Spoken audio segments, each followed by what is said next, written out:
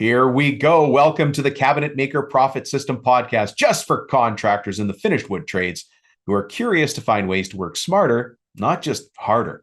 My name is Dominic Rubino, and I'll be your host. Today's guest is Suman Cherry. She's an HR specialist, and we're going to be talking today about how do I interview for office positions, in our cabinet shop. Well, what's the podcast series all about? I show contractors like you how to get back in control of their contracting business, even if you don't know where to start. You see, the truth is, you don't need a lot of extra time or a business degree to build a profitable and solid woodworking business. You just need simple systems that give you quiet confidence. Now, for too long, our industry has been keeping secrets, and I'm here to put an end to that. On this show, you're going to learn how to use simple systems in 3 different places: in the office, on a job site, and in your shop. More important than that, I also show people the secrets of business success, how to work smarter, not just harder, and have a mindset of growth. So if you're a business owner who's also curious to find ways to run this company profitably, to have more time off, do the things you love, build a team you can rely on, and grow a company that one day you can sell or pass on to somebody else or just live off the cash flow, you're in the right place. I'm a business owner, but I'm also a business coach. And the only people I work with are construction and contracting business owners who want to get to that next level in their company. Now, I host this podcast because one day I want to be your business coach. As a matter of fact, I have a team of business coaches that I have personally hand selected, and I have very high expectations for the people that join my team, and I'm proud of every single one of them.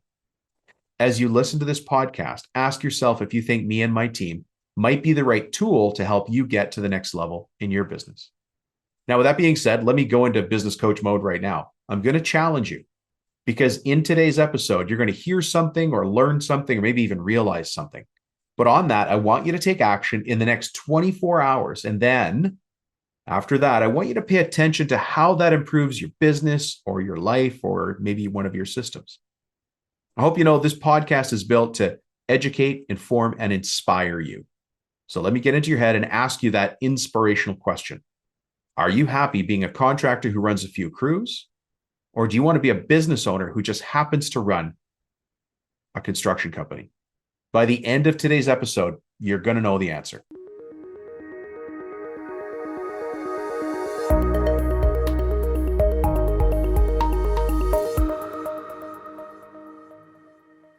Suman, how are you? I'm good. How are you? I'm really good. It's good to see you again. Absolutely. Yeah, I'm so honored that you had me come on to one of your many podcasts. I know. To one of the many podcasts. Well, this is the Cabinet Maker Profit System podcast. For people who follow both of my shows, Suman was a guest on the Profit Toolbelt podcast because you're a hiring expert. Absolutely. Nobody in construction cares about hiring good people, by the way. No. It's not important at all. No. They're just candidates are just waiting right there at the door. Yeah, they're lined up.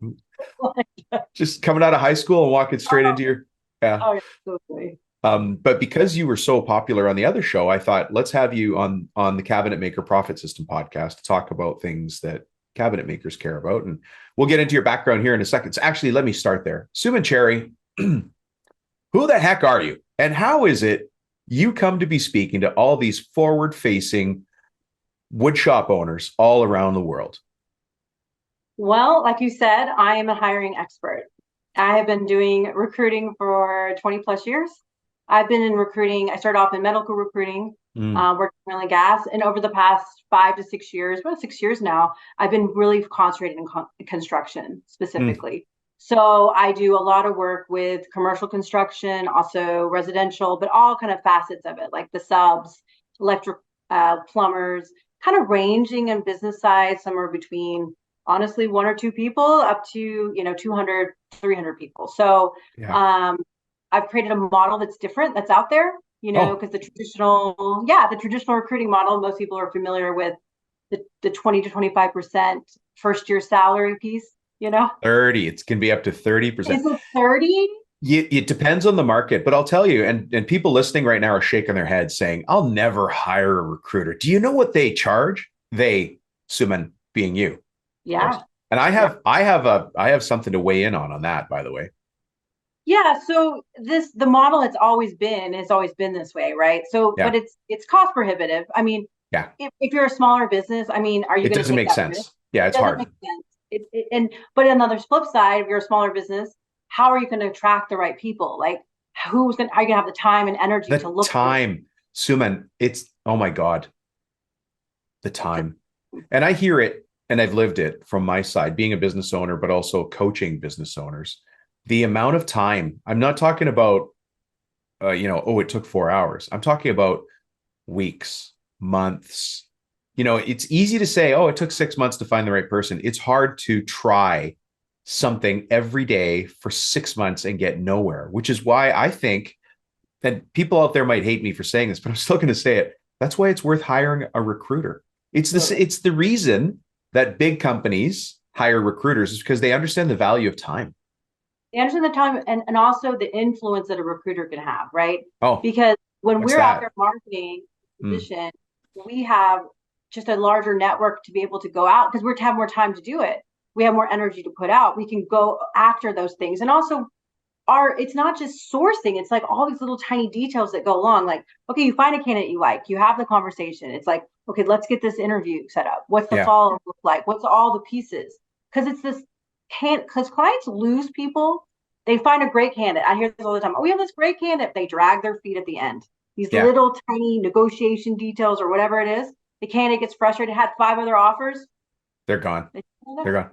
We should back up for a second because the other model is where people take 20, 25, 30% of first year salary. But you have Mine does not do that. yeah, yours does not do that. Yeah. We're consultative based, so we're hourly based. So we created this model a few years ago. I mean, it's just been so impactful Yeah. because the companies can really not only save the time and money that it takes, but they also have this like ability. It's even better than the external model because you have this person that's like this recruiter that's like extension of your team. It's Did you almost like a hybrid of those two, right? The yeah. internal and external of I bringing them don't in. I don't know if you know this, but I actually spoke to one of your clients. They You do, did. yeah, they do concrete cutting and coring.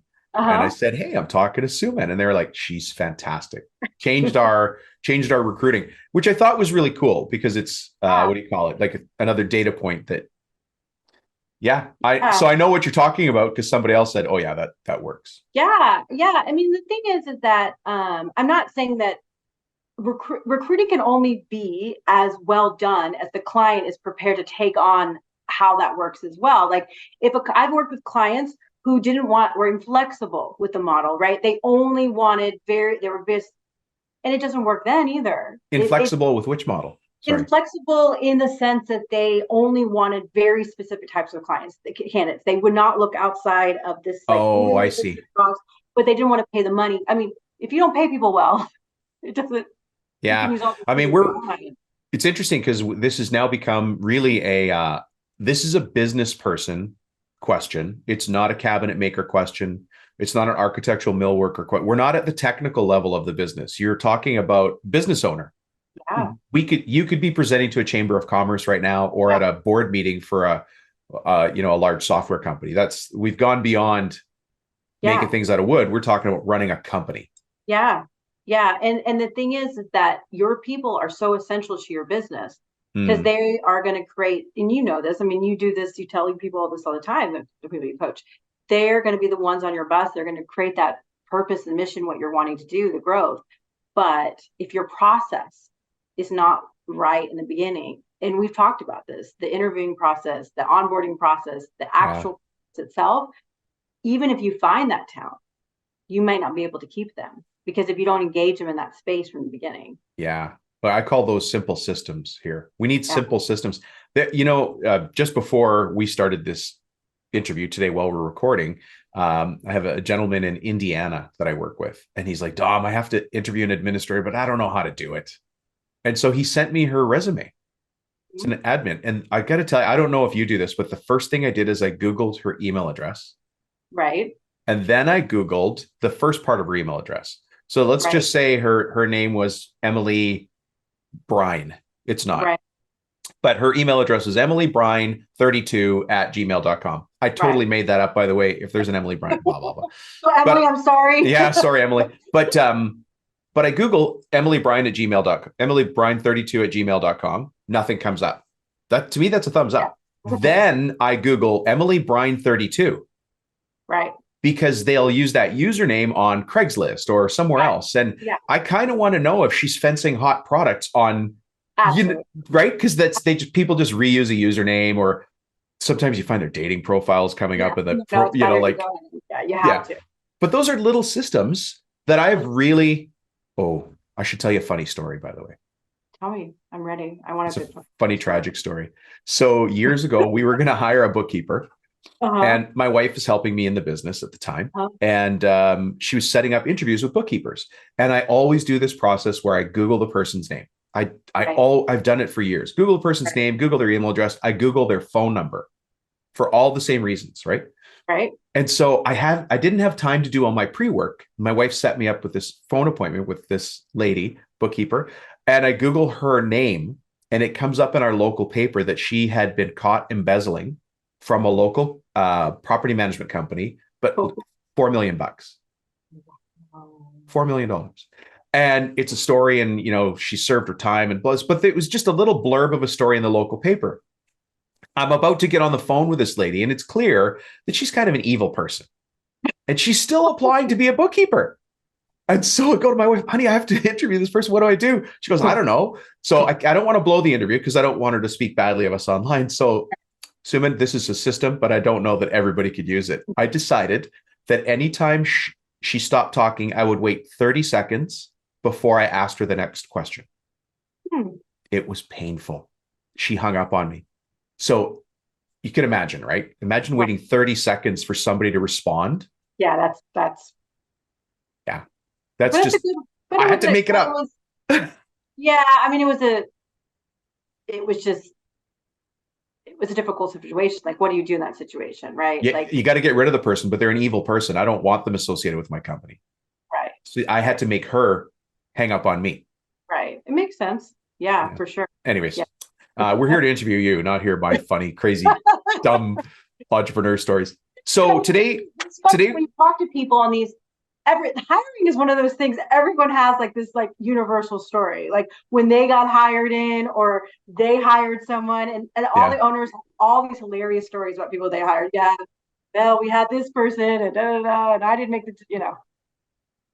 that's just part of it. But let's get us focused. Let's get ourselves Suman. Let's get focused.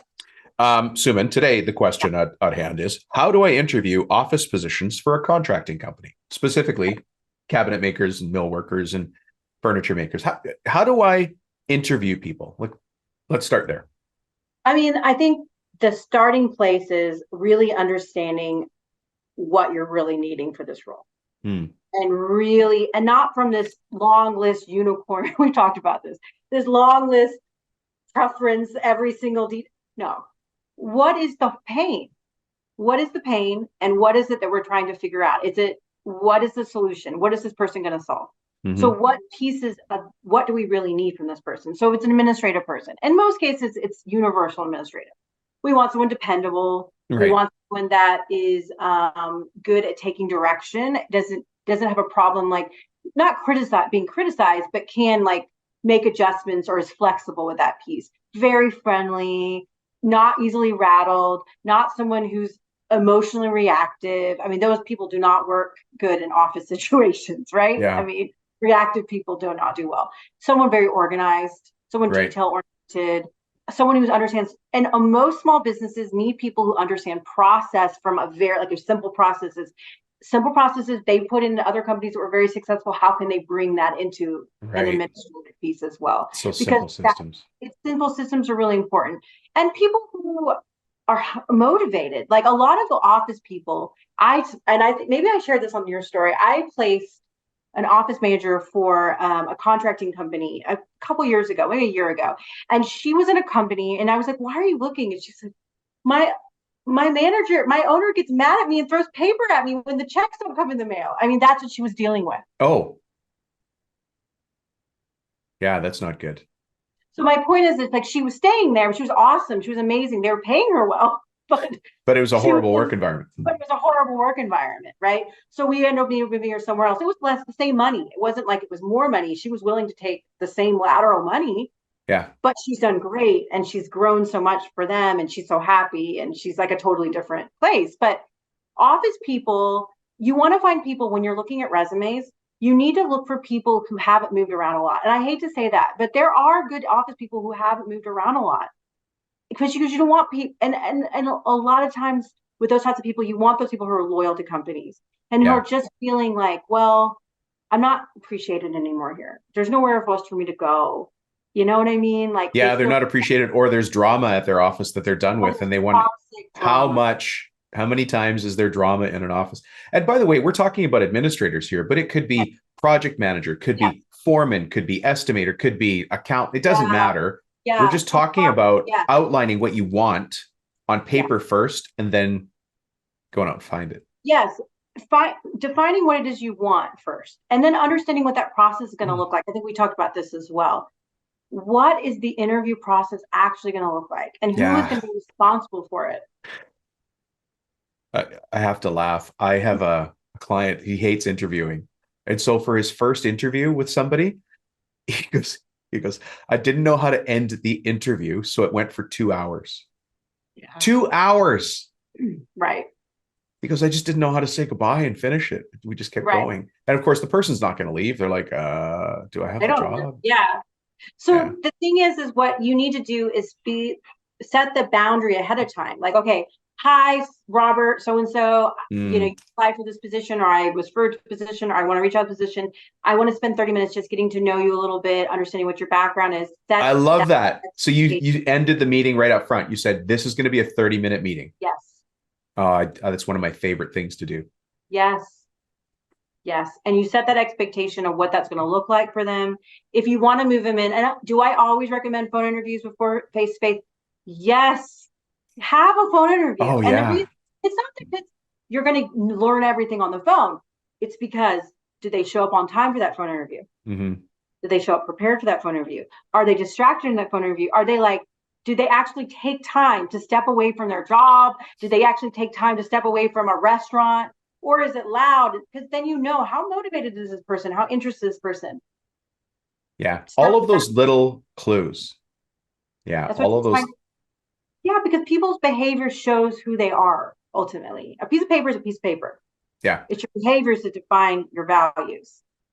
I'm going to swing for the fences here, Suman. I don't like hiring smokers. Okay. And I'll tell you why. And there's some smokers out there now who are going to unsubscribe from my show. And it's fine. I just said, it doesn't matter to me. Smokers take 15-minute breaks like they're owed that time. And they can take it anytime they want when somebody else is working. Because you'd walk outside and see a smoker smoking and go, oh, well, they're having a smoke. But if you see a non-smoker just standing outside, you're like, what are you doing? Get back in. So my simple system, and it doesn't work all the time, but it works really well. My simple system is the first stage interview is by telephone, and it's not done by me. It's done by my admin, or if I don't have an admin, my wife will do it. Right. And on that first phone call, we don't set an appointment. We'll just call you. Let's say your name is Suman Cherry, right? Yeah. So, oh, hi, Suman. This is Deidre calling. Do you have 2 seconds? Dominic just would like to interview you. And you're like, oh, yeah, I can talk. And then one of the first questions she'll ask is, are you okay? Are you calm? Or do you need a smoke first? And they'll say, you know what? I'm fine. I just had one. Let's do this. And so they're big X. Now, I just want to point out what I just said is illegal. However, I'm not working for anybody on this podcast. So I get to say what I want. Right. You're not allowed to do that. I'm just going to put that out there. Yeah. I did it and I do it. So come and catch me if you want. But it's my company and I've got a set of rules that we're going to live by. Right. So right away we know, or if they go, oh my God, I don't smoke, then okay. Right. There you go. And also it's not good for the person either, because if they are a smoker and that's part of their life, which is whatever, no judgment, and they're working for a company that doesn't want smokers, that's a whole other thing, right? If that's a priority for them. I'm just saying. Yeah. I mean, I'm probably going to get in trouble. I don't know if the podcast police are going to come and knock on my door, but I'm like Instagrammers and like podcasts. But all their merch But it goes back to something that's really important, and I'll ask you to challenge me on this. I have to stand for something. Like my company has to have values that I believe in. If we're a family or a faith-based company, you don't want somebody who comes in swearing like a sailor that just got off a ship. I mean, it doesn't align with your culture and your values. Right? Yeah. But Sorry. that's the thing. No. But the thing is, whatever questioning it is, right? Even that initial conversation, you need to be in charge of that conversation, the client, the company. You need to be directing them. They don't need to be asking you questions. I mean, they will ask you questions, like you'll ask them. But what you're trying to get a gauge of is from a very preliminary place. What's their communication style? Can they explain things to you? So it's like the question would be something like, hey, Dom, thank you so much. I saw you applied for this position. I just want to jump on a call with you, spend about 30 minutes with you and kind of talk to you a little about your background and give you a little bit more insight about who we are and see if it's a good match. Is this a good talk with you? Yes or no, right? And then the first conversation was like, what was it about this opportunity that, made you interested in the position, right? And then they'll either say, well, what position was it? I don't know. I mean, I applied for 55 or no. Yeah, that position was really interesting to me because I'm really interested in cabinet or whatever the reason is. Yeah. And then you start with that, like it's that engagement question. And then you start with, tell me a little about kind of what's going on in your current situation. And you don't say anything. You let them talk. And you let them to be a lot of awkward silence. So tell me more about that. So when you tell me what is so you say that it's not a great environment. Can you explain that to me a little bit more? Can you give me examples of situations where that happened at the job? And then they walk you through that a little bit more. Are there some financial issues at the company? Can you explain what that means? How does that affect you? Blah, blah, blah, blah. What you're trying to see, are they someone that takes responsibility? Are they someone, and then it's like, okay, so then you go through that, or are they someone who always blames someone else because it's a pattern? Yeah. It's a pattern. So you go back to the other jobs. So in your previous position, I saw that you were there for XXX years. Tell me about what you did there. Well, it was similar to the other role. What type of company was that? You define the kind of company. How big of a company was it? Because you're trying to figure out is, did they work for a company, maybe it was a little bit bigger than yours, that they had a little bit more process, or did they work for a company that was huge and all they did was one little thing? They're a little cog in a wheel. Yeah. No, you're trying to see if it's a match. If what they've done and what they have produced and what they've provided is going to be a match with what you guys need, right? If you are a small company with 25 people and you have someone who's worked for a company that has 1,000 people, that is not the same thing. I see where you're going, because somebody that works at a small company, 25, 10 employees, 5 employees, you got to do a lot more juggling. If you're at 1,000-person company, the only thing you do is approve AR, and all you do is stamp a piece of paper and move it to the next desk. That's it. Yeah, that's a great point. Happen so many times where companies get caught up in this. Oh, we want that candidate from XXX, this big competitors, or they're the right one. They have all the contacts. They know what we do because there's so much in our industry. They come in and they don't work out because they're like, oh, this is too much. Yeah. They don't want to do all that because they've gotten used to it. So, okay, so back to the story. So what you're trying to do, so you're trying to get a gauge in that interview, even that initial interview, who's this person? And some questions you ask is like, as you're going through the process, you're obviously trying to find out what they did. Walk me through the day-to-day of your job. And again, you're quiet as they're walking through it. And then you're asking questions because you're trying to, so did you actually estimate on that? Or were you just like, you're trying to understand, like if you have a role where they're going to have to do estimating and project management. So you're like, did you estimate on the job? No, we had estimators. Oh, so who did the bid work? The coordinators. So when did the role come to you? So you only took the role over at the moment that it was a project manager role. Are you interested in doing estimating as well? No, I'm not really into estimating. I really like the project management piece. Then that's not a good match. Now, how perfect they look on their resume. That is brilliant. It's interesting because in this industry, finished wood trades, we know that there's people who can lay up veneer. It's okay if you don't know what I'm talking about right there, but these guys know how to stitch veneer, and it's kind of an art and a science, and it's a technical thing. And then there's people that are just magicians with installing, and there's people who just aren't. They just aren't. Yes. And you know, as a wood shop owner, who's got the right kind of skills or the right temperament or the right touch with the tools to do the job. And it's pretty clear you have that with this. Like asking those questions those are brilliant questions. I hope everybody's taking notes or they rewrite this. Yeah, I mean, these are the kind of questions you want to ask. You want to you don't want to treat this. This is a conversation with another person. This isn't something to be nervous about. You're almost bringing this person to your family. You need to ask them. So tell me a little about what are some outside interests you? And you can ask these in the first interview, whatever interview, but these are some questions you want to ask. Yeah. Who are they as a person? Like, what are some hobbies you have? And this is why you want to ask the hobby question. Well, I do real estate on the side. On the weekends, I do real estate. And then at night, I do real estate. And you're like, oh, and then I have this other business. And you're like, oh, maybe that's not what I want either. Right. Too many hobbies, like competing hobbies. Too many hobbies, too many interests. Right. One of the questions I like, and I don't ask it all the time, but I love this question is, what did you do for work when you were younger? Like when you were in high school? Because what you're trying to find out is, did they work in high school? Did they you're trying to figure out when that work ethic started. Like, what kind of jobs did you have? And oh my God, this is brilliant. I know. I mean, because you're trying to get a gauge of who they are, even in that younger place, right? Like, what was kind of work? Because someone asked me, what kind of work did you, because people always ask me, what kind of work did you do when you're younger? I've always been in sales. I've always been talking to people. I've always been a people person, connector of people. That's what I've always been. I guess it's a very different answer when they say, oh my God, I've been working since I was 13 versus, oh, my parents supported me and, I didn't really work till I was 26. And it's a different person. I mean, I'm not saying it's bad or good. It's just a different type of person. Sorry, I am. I mean, it's I shouldn't be judgy. I'm supposed to be a business coach and a neutral party to these conversations. However, I do have my opinion.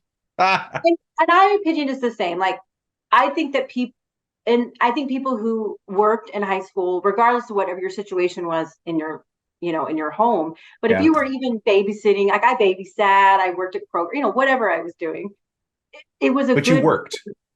I worked to have, and it creates resilience. It creates you learn a little bit at that point about it, right? It's important to have that responsibility piece. So what you're wanting to gauge on is those types of questions, like open dialogue questions. Like, it doesn't have to be something scary, and you need to have that first conversation. And if they get defensive, if someone gets defensive, like if you start questioning them, so I'm trying to understand, and they're like, well, I'm just telling you, and they're getting defensive. You're like, ooh. And I'm not saying you should ever push someone's buttons intentionally, but if you have, and I know I worked with cabinet makers before, I know the type of work they have to do. They have to work in very stressful environments. You have to be very, very, very good emotionally. You have to be able to handle very detailed things. And if you are someone who's getting triggered on an interview, maybe when you're trying to make a good impression, The interesting thing here is it almost doesn't matter that it's cabinets or any other business. We need to get to know these people because ideally we want them to work for us for 15 years, 20 years. So why would we rush the interview? You shouldn't rush the interview, and you shouldn't rush the types of questions you're asking. And you should be upfront with them and say, if it makes you uncomfortable, some of these questions, I'm just going to let you know, I'm going to ask you some questions that might seem a little bit like, why is he asking? Left field. Yeah. What I'm trying to understand, and you're always trying to create that safety with someone, right? The more safety someone feels with you, the more open they are to be who they are. And you could see who they are beyond the mask, right? So the more that you create that as a company, when you're having this conversation, so you say something like, these questions I might be asking may seem a little different, but what I'm trying to understand is this the right match for both of us? Because I'm assuming you also want to look for a position that's going to be long-term fit, and I'm the same. So that's why I'm doing this. So you're creating that safety. And I tell the other, some tips is when people come in for interviews, everybody has different personalities. Just because someone is more introverted than you are, or their body language is a little bit nervous, don't just assume, oh, they weren't interested. No. Some people who haven't interviewed for a long time, they're nervous. Yeah. Nervous in a new office. Yeah. You mean, and create, whatever they're, I mean, I'm sure you do this too, like with natural body language too, but you need to pick up on people's body language. I learned a long time ago. You need to be able to mirror that, right? So if someone's quieter and softer, then try to create that with them so they can be safe as well. Right. Yeah. There's a lot to body language. We should do an episode on the show on NLP, neuro Yes. linguistic Well, programming. I'm certified in it. Are you I an did NLP practitioner? I am. Wow. I have actually never used. I just went to the whole. Yeah, Yeah. I love it. I'm interested in it. Yeah. I won't make the NLP jokes that we would know then, but well, listen, it's an assessment tool though. NLP is an assessment and a response tool. So let me switch to, we've done the first interview because, we've brought through this is an office position. So, but I was going to ask, do you use any assessment tools like DISC, Myers-Briggs, values index? I don't right now, but I know a lot. I definitely think that it's very beneficial for companies, but I think you should also use it as a tool and not the absolute. Oh, I agree. I agree. So let's take just a quick 10 seconds and talk about one of my favorites is DISC. Okay. Which is it's a behavioral style analysis. It's not a test. Yes. But what it does is it says, you break people down into 4 categories. They are, I like to use birds for this example, right? So the D is a driver. That's an eagle if it was a bird, right? The I is an influencer. That would be like a rooster or a peacock.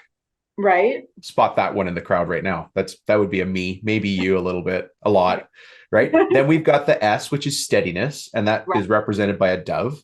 Right. Right. And then the C is compliance. That's a person who's very high rules, very detail oriented. You'd love this to be your accountant. Yes. Or your engineer, or maybe even your estimator. And that's an owl. Yes. That's my translation of DISC. I like to use that for a couple of reasons. One of them is when somebody's further down the road on the interview process, I start to understand how they act and react. But also later, if I do hire them and we're having a problem of some sort, like an interpersonal problem, or they're ready for a promotion, or they're not getting something, I can go back and look at the report and it'll tell me Dominic's communication style is this. Use words like this. Don't use words like that. Yes. And it really helps. Now it's not an end all be all. It's like the best fortune cookie you ever read. You're like, wow, that's 80% right, but 20% wrong. Yeah. Right. But it's still a great tool to help because people have a biasness against themselves. Like, so they think everyone's like them or speaks like them or is like them, but we're all different. So what I might find offensive or someone else find offensive is very different, right? What motivates me is going to be different than someone else. So I think that's what's so beneficial about the assessments. Yeah. I think you have to be a little bit careful about using them in the interview process because I think there can be a little bit, I think that one specifically works great, but I've seen the ones where you plug all this information in and it's like, yes, this person's a good match for this position based on these, like, but they're not a good match. That a little bit, it's like a little bit skewed, I think sometimes. It can be a little bit, right? So you have to take that with a grain of salt. But I think assessment tools are very helpful, especially understanding who someone is on like you said, what motivates them, what engages them, what type of language works for them, what criticizes them. It helps the leaders to create better teams and like what teams worked well. All right, so we're back. So I'll go back to the interview. So you've gone through the first or second, you've gone through the phone interview, you've gone through the first interview. The first interview is going to be much more them, letting them ask questions about you, talking about you. It's a two-way street, right? You want to impress them as well, but you also want to be really direct with them. You want to pretend that they're going to ask you, like, be prepared for good questions. Well, why are you looking? Was this position, did someone leave? Why did they leave? Don't get insulted and be honest with them. They left because XXX. That's why I'm looking for this, be prepared to be able to be honest with them on what's going on. I mean, challenges that are going on in the organization. Right. So they can give you, solutions. What you don't want is act like everything's great. Why are you hiring in the first place? You know what I mean? We don't really need you. We've got 30 other people, clients do that all the time, but it's not true. Like, be real with this person, have a conversation. Yeah. This is some of the things we're dealing with. I mean, share what you feel safe feeling. These are some things we're dealing with right now. What are some things, I'm curious from you, like, with the past organizations, I know you guys have done similar things. What are some things that have really helped? And what are some things like you've implemented? And what would you see? So a really good candidate's already going to be proactive. Like great candidates are so proactive already. Like they're like, I already can think of a solution. Have you tried this? And right? Yeah. One of the questions I do love asking is, what did you find out about us before the interview? Yeah, And when they say, nothing, like you didn't look at the website, you didn't look at online reviews, you didn't. Yeah. Red flag. It is a red flag to me. It's a bad red flag, especially if you're going to be operating in the office. I'm okay if it's going to be somebody in the field. Right. But in the office, I think they need to have a chance to understand. They need to have taken the step to understand who I am before they show up. Well, the reason you want someone in the office specifically is because there's so much influence. I mean, you want them to they end up being your like advertising, right? So they need to know who you are because they're talking about you. Like the people in the office are the ones that have so much. They're like they're customer facing. Yeah. Like you need to make sure they know who you are. Right. Yeah. So those are important questions. And the other thing is from a client perspective, clients also like from a red flag perspective, when I hear candidates talk, when candidates feel they can't say that clients are late, they hate that. It makes them really uncomfortable when clients are late for interviews. So don't be late for interviews. Make sure it's scheduled correctly. Make sure the business owner shouldn't be late, or the applicant. No, of course the applicant, but the applicants don't like when it's like when there's not organization. I've had candidates come into an interview and somehow something to get on the calendar, and this is a very specific kind of client it always happens with, right? They come in, someone doesn't know I even have an interview. It's like, oh, it was on the calendar. So-and-so's not there. I mean, it's like highly disorganized. They're waiting for 15 or 20 minutes. And in that 15 or 20 minutes, they're already creating a really negative story about your company, right? Even if it's not true. Maybe it was just a fluke type of thing that happened, right? But I'm just saying, be prepared for the interview and make sure the people that are going to need to make this decision are there for the interview, even if they're not on the call, maybe they're on the Zoom call or whatever it is. But don't make this person come back 12 times because you're going to lose the candidate. Yeah. Well, there is an importance here to making a decision. So at what point do you make the offer? After the first face-to-face? I think that you do a phone interview, you do a face-to-face. If everyone's on that face-to-face, like if you got everyone on that face-to-face, it was an hour to hour and a half long. Yeah. You had a great conversation. Yeah, I think you'd make an offer after that. Absolutely. After the first interview? I think so. After that phone interview, you do the phone interview first. Yeah, you do the phone interview, then you do the face-to-face. I think you do a face-to-face, and if everyone's in the face-to-face, right? Like now, I have a caveat to this. Now, you might want to, let's say you interview a couple of like 3 candidates, and you narrowed it down to 2, and you really like them both, and it's at the end of the first round, or you've had 3 candidates in the first round, you knock out 1, you have 2, and then you say, then you have another interview. And then that interview, it's probably much more, it's going to be deeper, right? That interview is going to be, it's going to be more conversations, but it's also like the candidate is going to be more comfortable with you. So you might see a little bit more. So any kind of red flags that pop, like any yellow flags, maybe questions, that's the time to address it. And that's the time to have really honest conversations. Like this is something like I had a situation with a client a while ago where they had some apprehensions about a candidate. And it was just because of the way that she had worded some things. Like we talked about the language thing, the way she had worded some things in the interview. One person took it one way, was fine with it. The other person said, this felt kind of red flagging with some of these things. Okay. So I said, okay, why don't we do this? Why don't you bring her back in for a face-to-face interview and you be really honest about what it is that you feel and see how she responds. And that's what they did. And she was like, that's not what I meant by that at all. I could see how you would feel that way. I take responsibility. Oh, good answer. Yeah, she took the job and she got the job and she's been there for over a year and she's happy as a clam. I know one of the things we need to come back to when the offer's made, but one of the things I like to do, especially with higher level positions, we're talking about PM, estimator, maybe even the office manager, is take them for lunch or take them for dinner. Yes. So, me and my spouse take them and their spouse, whatever it is. So 4 of us go for dinner. And again, I don't want to go for dinner with them. I want to see how they react. I want to see when the waiter spills a bit of water or something comes late or how they talk to each other or how much wine they drink.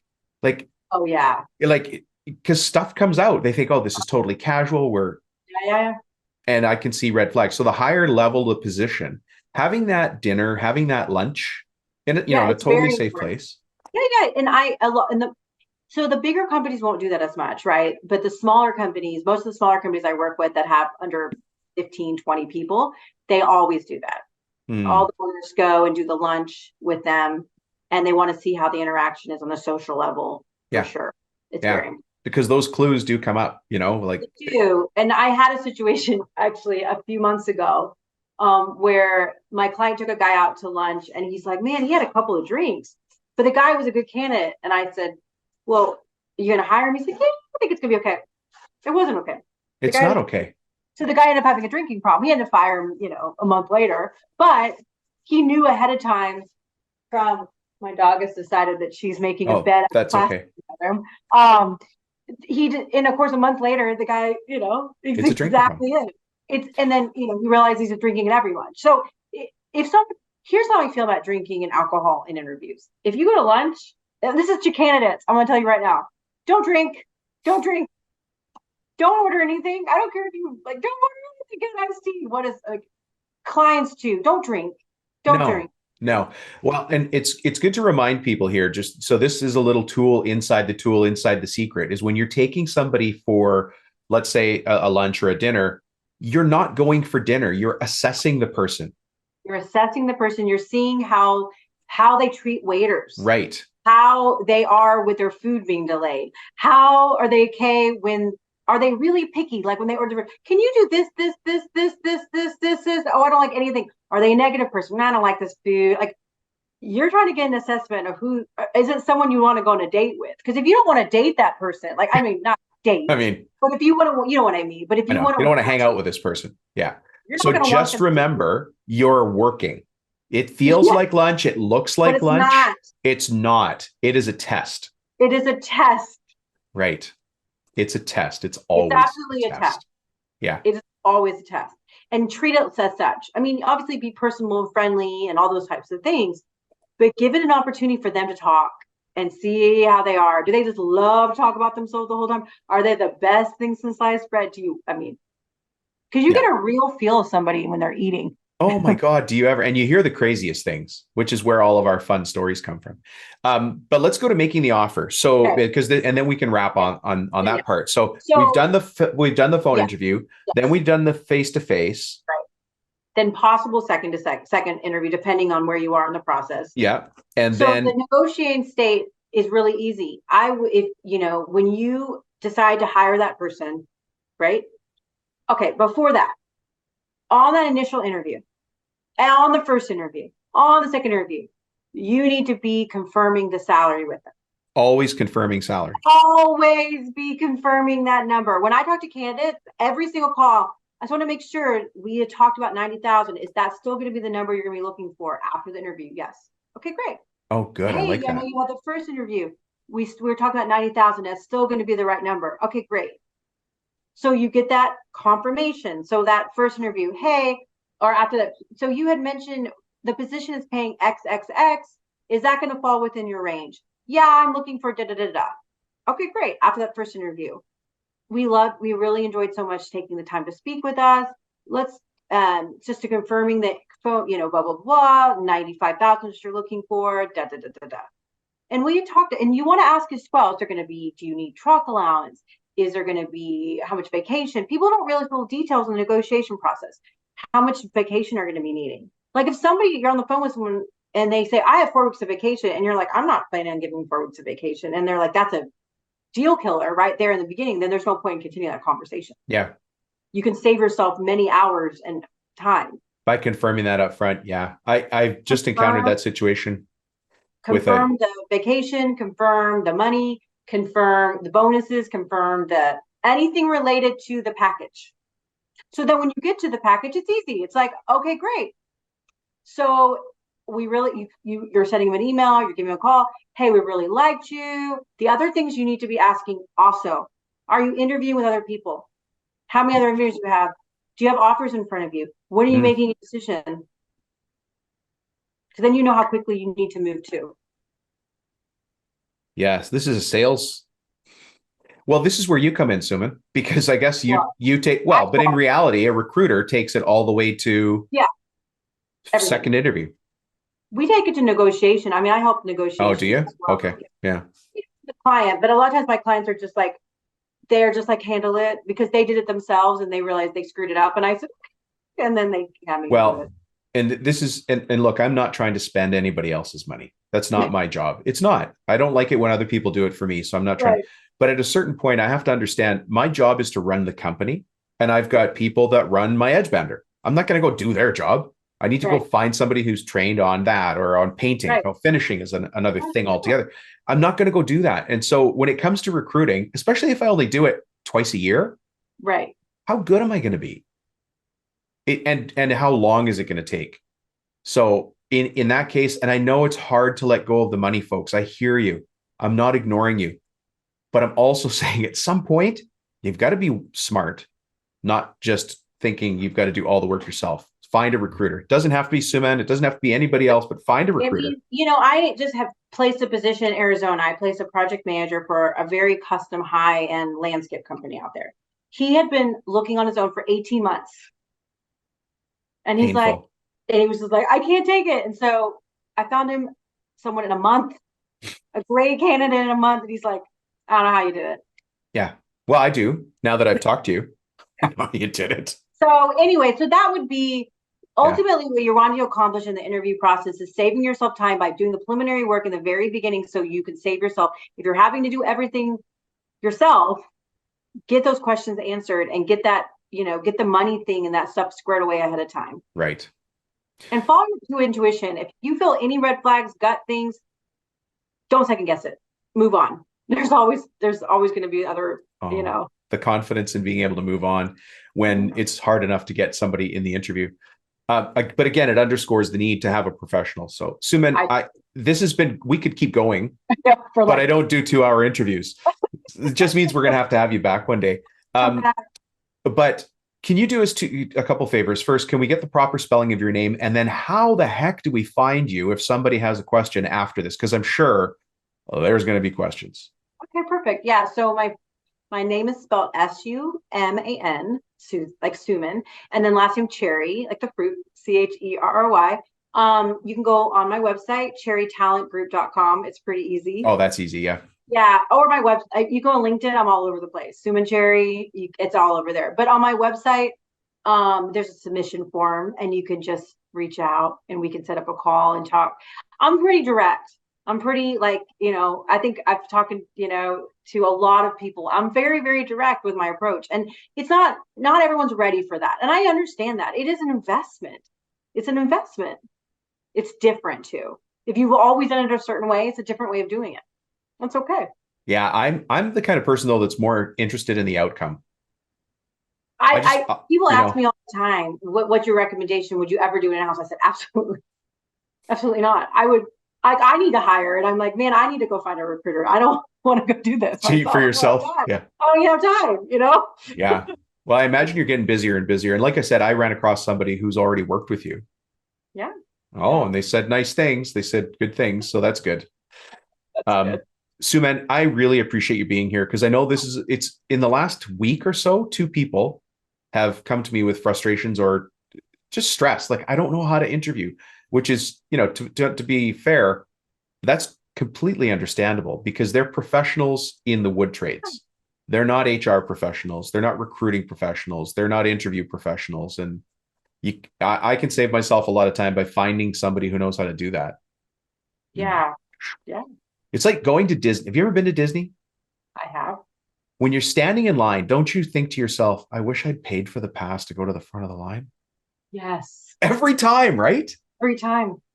That's what we're talking about here, though. Take me to second interview. Just get me there. It's a lot easier. I mean, the thing is, it's just so much easier to use a recruiter. They just make it the process so much easier for you. They just you just can just hand it to someone else who just handles it. And the more that a recruiter knows your company, the better they are at recruiting for you too. They understand. Yeah. So. Well, Suman, thank you. If we keep going, we're just going to keep going. I don't want to keep going. Yeah. I'll come back again. I'm sure you will. Yeah, we'll have to have you back. We need somebody who can fill in the blanks on this. And folks, if you're listening and you have questions for Suman, obviously contact her, but contact me and say, in the next interview, Dom, can you ask these questions? Boom, boom, boom. All right, Suman. Thanks very much. We'll talk to you soon. Bye. Bye. Well, well, well, my friends, what did you learn from Suman? I mean, that was a great interview. I so much appreciated just the insight. And you can see what a professional knows that you and I don't. Crazy levels of detail and how to move the conversation, the reminders about what we're trying to actually achieve when we're doing step 1, 2, or 3. What are step 1, 2, and 3? When do you talk about the offer? I actually didn't realize that. You talk about it at every single meeting. You reconfirm and talk about, the package. Some of us don't have benefits. Some of us do offer benefits. But it's important that we talk about it, right? Anyways, think about what you can put in place and do that. Put some things in place. For this portion of the episode, we're going to break it into 3 parts. So the agenda right now is dad jokes. I'm going to ask you a favor, and then we're going to identify a common problem for contractors and subcontractors. And actually, the problem that we're going to identify has to do with what Suman was talking about, which is the interview. Specifically, looking back on my notes here, she was talking about the phone interview and the first face-to-face. I actually have a system that I share for that. I'm sure Suman's got her own version of this, but I've got a system you guys can get from me. And if you want it, just text me and say interview script. But first, let me tell you some dad jokes, because I know that's what you're waiting for. You're at the edge of your seats. What is it they say for the truck pull? You guys ever have the monster truck show at your local stadium or whatever? We're going to tear the roof off the stadium. We're going to sell you a seat, but you're only going to use the edge. So here's some dad jokes. If you think it's expensive to hire a professional, wait until you hire an amateur. Boom, boom, boom, right? What's the hardest part about riding a bicycle? The pavement. Just a couple things there to keep you focused. There's also a quote. This quote came from Warren Bennis, and it goes to what we're talking about here, which is interviewing and people and leadership. And I thought I would go to a leadership quote instead of one about recruiting. The most dangerous leadership myth is that leaders are born, that there is a genetic factor to leadership. That's nonsense. In fact, the opposite is true. Leaders are made rather than born. I can tell you that I've made some leadership blunders in my life, and I'll probably make more in the future, but I continue to learn. I certainly wasn't born a leader, and I'm sure that's the same with you. You have to step into those shoes and take those shoes, when you move into them. So understand that you're on a leadership path. You're learning just like somebody else is learning, but keep learning. Thank you for listening to this show. So you get that info, but that's where we want to keep you. The favor I'm going to ask is one that you're probably familiar with already. I'm going to ask you to leave a review. Now, by the way, in the past week, we've had 3 people leave reviews. So thank you to all of you for doing that. I just read one today from Justin. Justin in South Carolina. I appreciate that. We've had 12 people join the Facebook group. 12 people joined the Facebook. The Facebook group, by the way, is called Contractor Strategy Group. And it's just for contractors. There's no selling in there. We don't allow any vendors in. It's just other contractors. And we talk about the kind of things that only you and I think are exciting. Pricing, problems with people. What do you do when you've got a staff person causing issues? Profitability, systems, all that kind of stuff. So it's definitely a business owner only community. There's if there's any goofiness in there, it's usually coming from me, but otherwise it's a pretty serious place for business owners. So we've had 12 people join the Facebook group. So that's good. So obviously you guys are telling your friends. That's great. That's just in the last week. And then more new listeners in the last 3 months, folks, by a long shot. So somehow, for some reason, the listenership has gone through the roof. So thank you for leaving a review. That's what I've been talking about. It's not for me. It's so that we can get this message out to more people. Imagine if every business owner out there knew the interview system that Suman was sharing. You'd interview better, you'd interview faster, you'd hire better quality people, you keep them for longer. It's all just good, right? Now let's move on to simplifying and solving a common problem. And that common problem is hiring. So that first and second stage interview that Suman and I talked about today, if you want to get my system for that, the document is called How to Hire for Attitude. including 2 interview scripts. So I lay it all out for you. What is that first phone call? Script. And then what's that first face-to-face with you? Script. So it's all laid out. You could call it an SOP, standard operating procedure, but it's a little deeper than that. It's not just the headlines of do this, then do that. This is, what do you say in the first phone interview? What do you say in the first face-to-face interview? And it's all laid out. And the way that I've laid it out is that the filter we're putting people through is we're looking for the right attitude. You're going to be looking for the technical skills. I'm going to show you in the script how to look for the right attitude in people. Anyways, if you want it, text me at 315-903-7853 and just say interview script. That's all you have to text me is interview script. And, it walks you through it. Like earlier when I was interviewing Suman there, we talked about the phone pre-qualification as the first stage and how important that was for setting the stage, understanding the person, maybe not granting them an interview at all, right? Not granting them an interview at all. So that's all laid out here. And by the way, when you're reading my system, the phone interview, my intent is that you're not doing that phone interview. Now you might have to if you don't have other staff members, that's fine. But you might be able to get somebody else to do it for you, like your spouse. And if that's possible and they go, I don't know what to say, give them a list of these questions and it'll get them started. If they still don't want to do it, then you do it. No big deal. But at least the questions. There are, step 1 interview script, 16 questions that you can choose from. You don't have to ask all 16, but there's 16 for you to choose from. And these are interesting questions, right? Why are you leaving the other company? That's one of the questions. And Suman actually talked about the very, very same thing. Asking, if we invite you for an interview, how will you get here? Interesting question. You see how I phrase that? If we invite you for an interview, how will you get here? And when they say, I drive by your shop all the time, that tells you something, right? If they say, I don't know, I got to figure it out. I don't really have a car right now. Where are you? That's a different answer. And you can make your own judgment call from that.